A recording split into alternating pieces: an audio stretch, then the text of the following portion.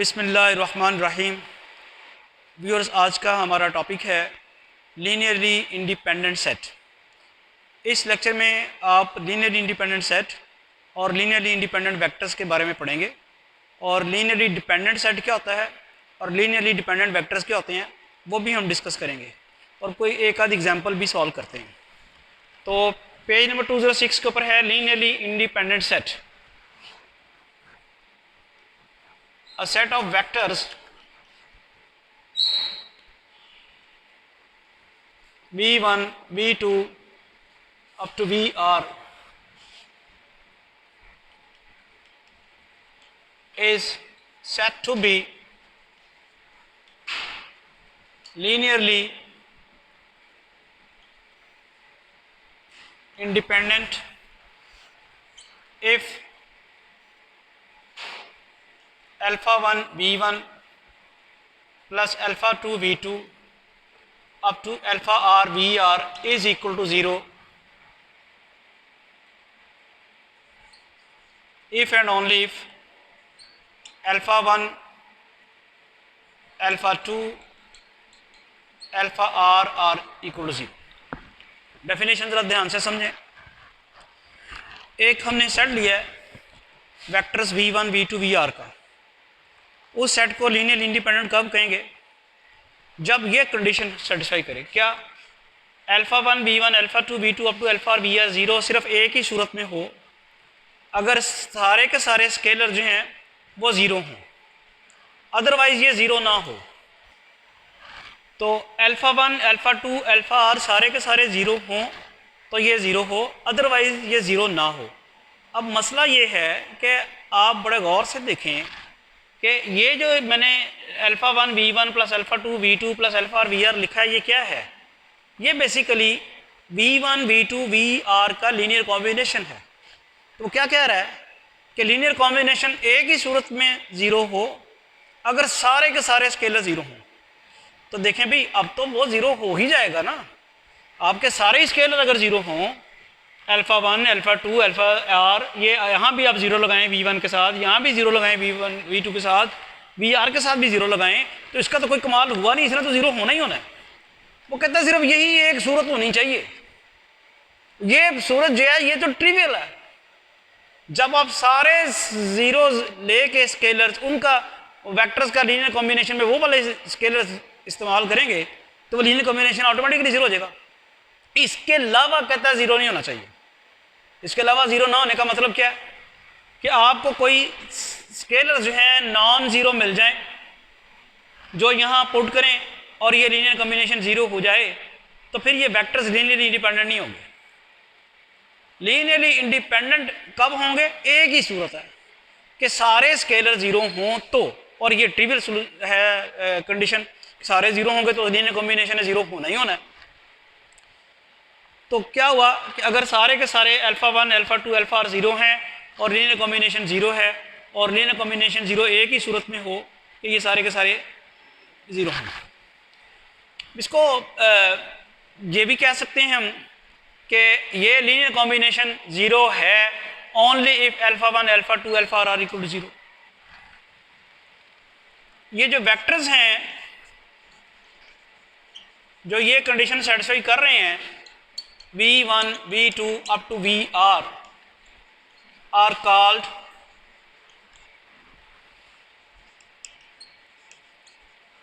linearly independent vectors। क्या समझ आई कि अगर इनका लीनियर कॉम्बिनेशन एक ही सूरत में ज़ीरो हो, जब सारे के सारे स्केलर ज़ीरो हो, तो ये वेक्टर्स लीनियरली इंडिपेंडेंट वेक्टर्स कहलाते हैं और इनका जो सेट है वो लीनियरली इंडिपेंडेंट सेट कहलाता है। इसके उल्ट क्या हो जाएगा? लीनियरली डिपेंडेंट सेट वो क्या होगा? If v1 v2 if alpha 1 v1 plus, या आप स्केलर्स यहाँ पे उससे चेंज कर लें, यानी आप ये कर लें k1 v1 plus K2V2 up to KRVR is equal to 0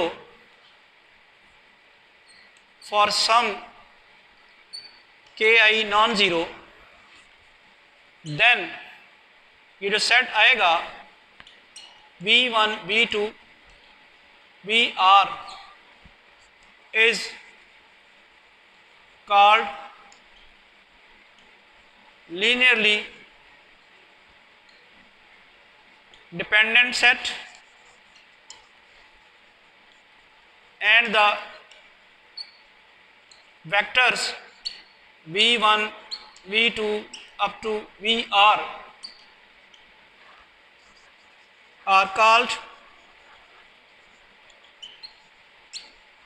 linearly dependent vectors. Linearly independent कब होंगे? जब उनका लीनियर कॉम्बिनेशन एक ही सूरत में ज़ीरो हो कि सारे के सारे स्केलर ज़ीरो हों, और सारे के सारे स्केलर ज़ीरो होंगे तो लीनियर कॉम्बिनेशन ज़ीरो होना ही होना है।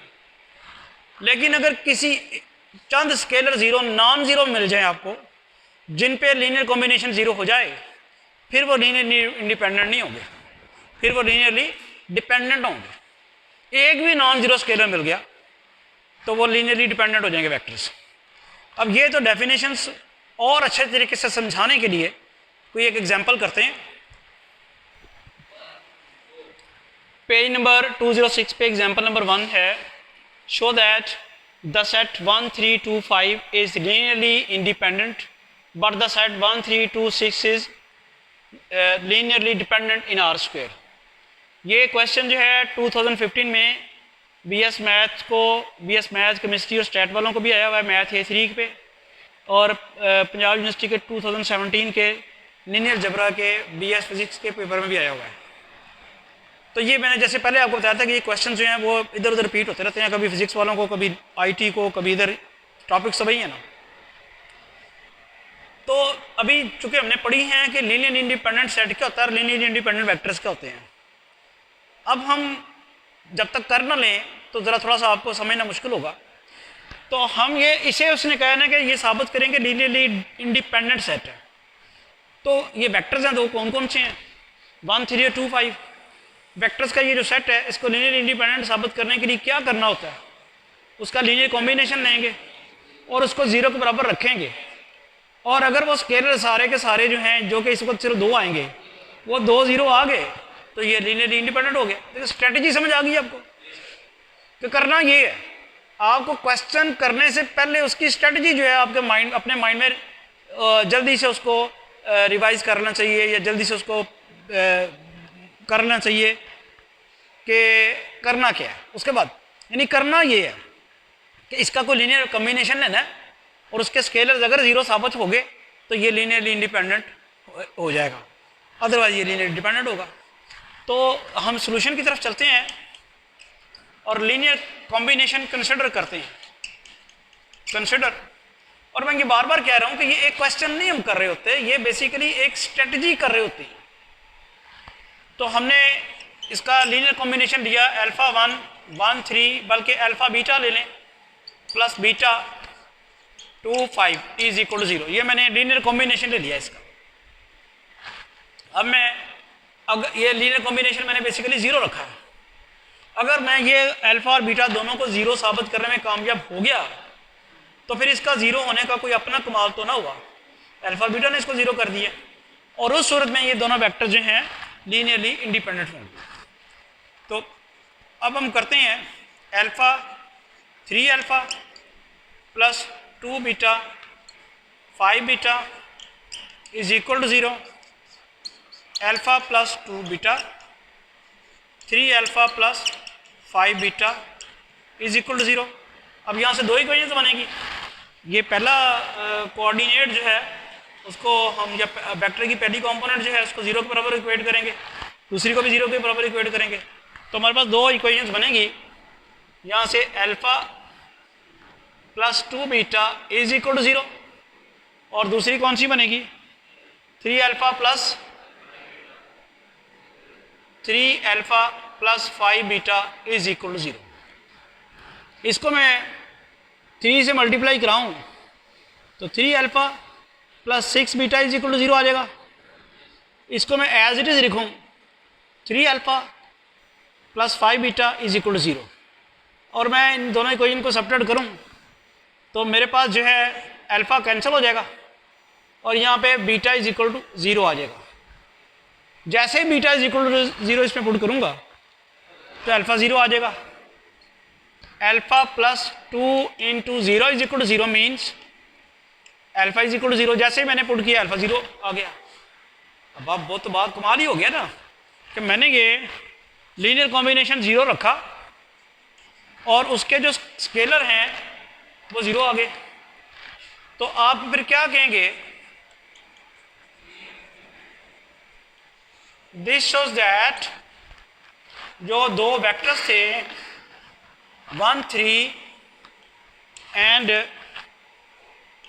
2 5 are linearly independent vectors, consequently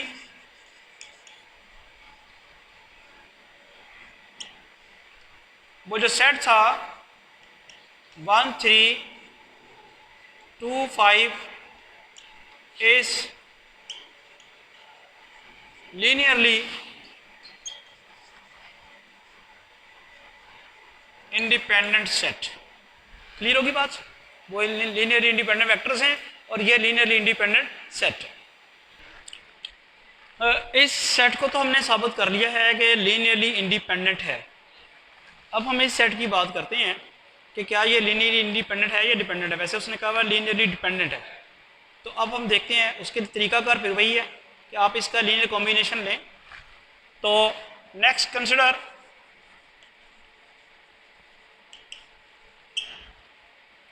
alpha 1 3 plus beta 2 6 is equal to 0। Equation number 2 कर लें। अब ये अब दूसरे दो वेक्टर जो हैं 1 3 2 6 का लीनियर कॉम्बिनेशन हम ले रहे हैं। Alpha 3 alpha plus 2 beta 6 beta is equal to 0। Alpha plus 2 beta 3 alpha plus 6 beta is equal to 0। यहाँ से भी जैसे आपको पता है कि दो इक्वेशंस बनेगी, एक बनेगी alpha plus 2 beta is equal to 0, दूसरी बनेगी 3 alpha plus 6 beta is equal to 0। और यहाँ से ये जो इक्वेशन आती है ये बन जाती है alpha plus 2 beta is equal to 0। अब गौर करने वाली बात ये है कि ये वाली इक्वेशन थी और जो दूसरी इक्वेशन है वो भी वही बन गई है। ये दूसरी इक्वेशन तो रही नहीं, इसमें से 3 कॉमन लिया ना आपने। 3 कॉमन लेने के बाद जो इक्वेशन बनी वो तो ये बनी और जो वही है। बात फॉलो की आपने? पिछले पार्ट में 2 इक्वेशंस बनी थी और दोनों को साइमल्टेनियसली सॉल्व कर लिया था। अब जो 2 इक्वेशंस बनी हैं वो बेसिकली एक ही इक्वेशन है। तो यहाँ से सोल्यूशन जो आएगा, अगर हम अल्फ़ा की वैल्यू निकालें -2 बीटा आएगी। इस वैल्यू को हम इक्वेशन नंबर 2 में पुट कर देते हैं।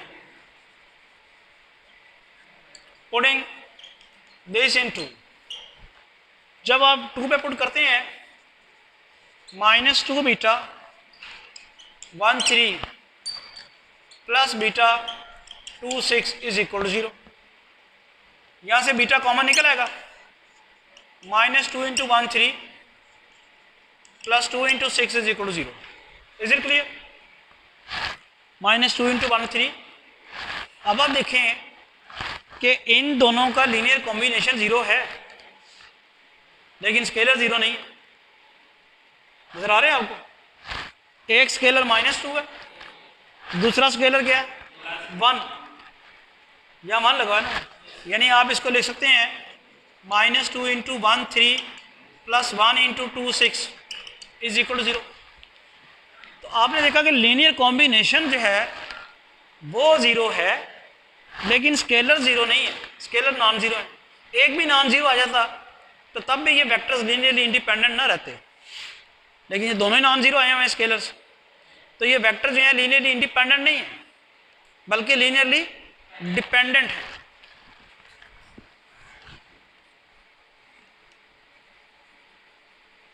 दिस शोज दैट वेक्टर्स कौन से हैं, 1 3 and 2 6 are linearly dependent।